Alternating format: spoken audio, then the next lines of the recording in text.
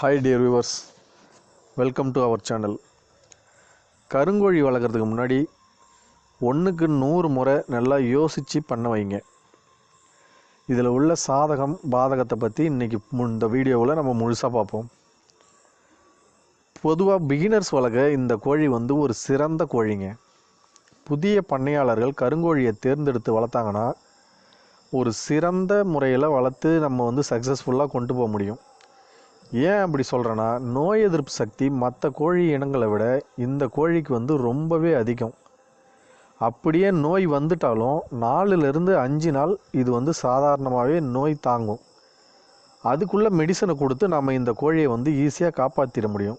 இதே சிறுவிடையோ பெருவிடையோனா 1 நாள் 2 நாள் நோய்க்கு தாங்கிறதே ரொம்ப சிரமமான விஷயம். ஆனால் இது 4 நாள்லேருந்து 5 நாள் சாலிடாக நோயில் தாங்க